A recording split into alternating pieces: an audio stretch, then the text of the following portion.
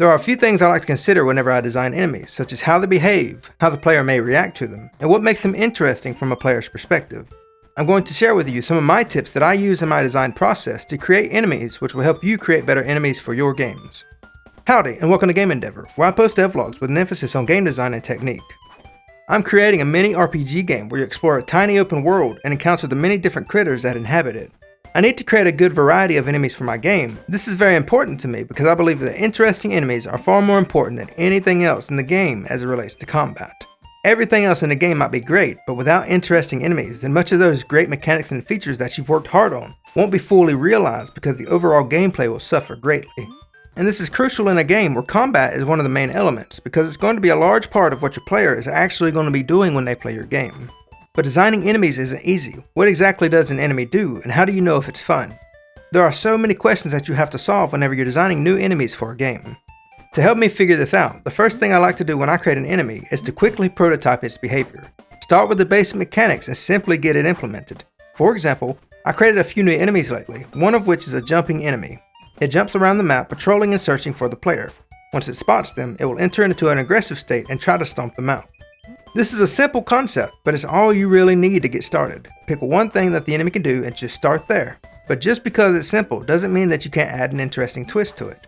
With my little jumper enemy, called a Bootsy, instead of having it do basic predictable jumps at an equal distance, I'm using kinematic equations to control where the jumper is going to land, so that it jumps directly at the player. If the player does not move out of the way, then they will get stomped on. They need to be more mindful of how the jumper is going to behave in relation to their position. This little trick works by calculating how high the enemy should jump. Once I know the Y velocity, I can then use that to determine how much time the enemy will be in the air if they were to jump up and down without any interruption.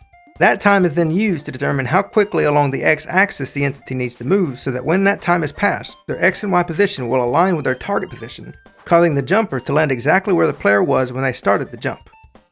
Keeping the enemy design simple and consistent allows the player to better strategize whenever they encounter the enemy. But of course, you may want your game to be a little more challenging than a basic enemy can provide.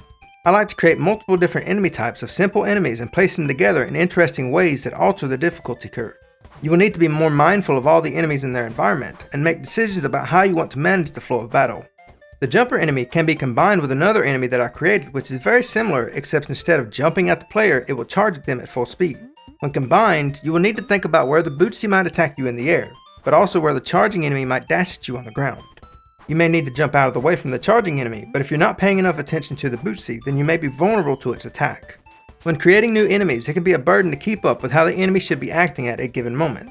If an enemy only ever moves from left to right, then it's not a big deal, but when they start targeting the player, telegraphing their attack, executing their attack, and so on, then it can be a lot to manage. I handled this with the use of a state machine, which is just a fancy way of saying I am performing this specific task, so I must perform this specific logic dedicated to this task, and I can only engage at one task at a time. This organizes the code and allows you to control how an entity steps through the various tasks that it needs to perform. For this project, I decided to try something new that I typically would not do, which is to use a NodeBased state machine. For those that know me, this may come as a bit of a shock, but prior to creating devlogs, I created tutorials on YouTube with an adorable cartoon bear named Paul Bear. And one of the things that I was most known for was my single script state machine. I took that state machine from that video and converted it into a node-based one, but with a few extra bells and whistles. Most notably, the ability for the state machine to know when other states are required but missing. This will be particularly useful in a platformer because there are so many different types of movement with complex behaviors, such as grounded enemies needing to check for ledges, walls, jumping on platforms, and so on. Flying entities aren't bound by gravity and can use traditional pathfinding to navigate the map, static enemies like the spooters, swimming enemies, and so on. Once I have the design for an enemy implemented and I'm satisfied with the results, ensuring that the enemy is fun to fight even though it's just a simple box, I start thinking about what type of enemy it's going to be. Prior to this, I don't even think about what the enemy is. Otherwise, I could make an enemy that looks pretty, but isn't really a lot of fun to fight. For example, once I implemented the jumper enemy, I started trying to draw a bunny character because bunnies are known for hopping, of course.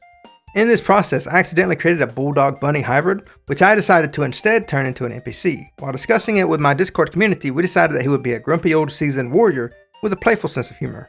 The bunny didn't really work out, and I wasn't having any good ideas for how to continue with this when suddenly I thought of a mysterious fuzzy little critter inside of a boot. Not only is this far more interesting than just a bunny, but it's odd enough that I can continue working with it in other ways. What are these critters exactly, and why does it look like this one wants my boot specifically? At this point I have just the jumper enemy and the charger enemy, combined with the goblin, which I talked about in the previous devlog. These enemies have a lot in common. They're ground enemies, they pace back and forth, then they target the player and immediately start attacking. You need to throw the player a few curveballs so that you can hold their attention.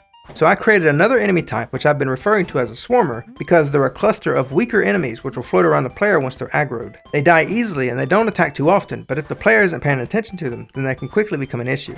After mentioning in the first devlog about how there's going to be a frog-mounted archer goblin, my friend NQ was worried about a small rebellion if I was unable to implement this enemy, so I needed to quickly add it into the game.